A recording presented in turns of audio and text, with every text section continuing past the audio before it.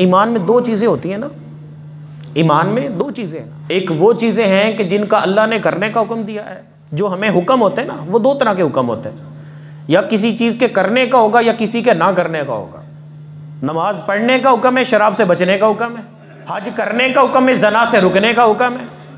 तो हुक्म दो तरह का, एक रोकने वाला है और एक करने वाला है। तो गोया के शरीयत का जो सारा इल्म है वो दो हिस्सों में डिवाइड हो गया, एक करने वाले काम और एक रुकने वाले काम। और सब्र में रुकना है तो मतलब है आधे काम सब्र के जरिए से आ गए।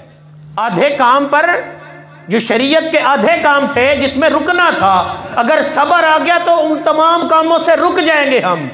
और आधे काम जैसे ही आपने आधे कामों पे और ईमान के और शरीयत के आधे चीज़ों के ऊपर अमल कर लिया, गोया कि आपका आधा ईमान महफूज हो गया। तो फरमाया गया सब्र आधा ईमान है।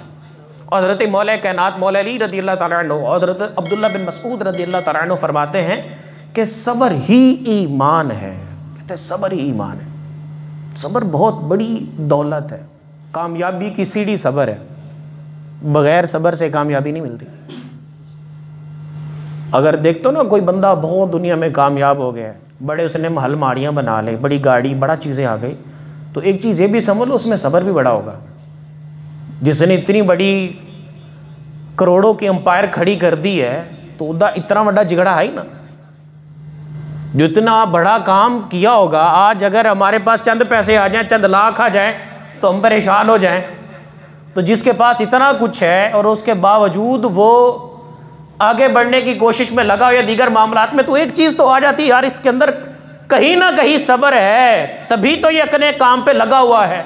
अगर सब्र ना होता तो एक मर्तबा के झटके के बाद छोड़ देता। इस्तकामत ये भी सब्र का ही एक नाम है।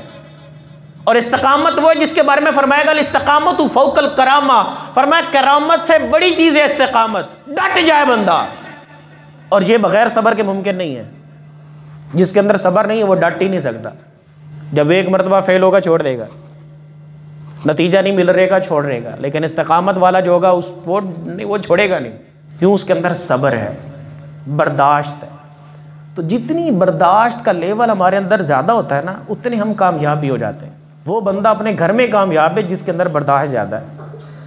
वो अपने घर को सुखी चलाएगा, उसके घर में लड़ाई झगड़े कम हो जाएंगे। वो औरत जिसके घर में, जिस औरत के अंदर सब्र है, वो औरत अपने मर्द के लिए सबसे बेहतरीन ख़जाना बन जाती है।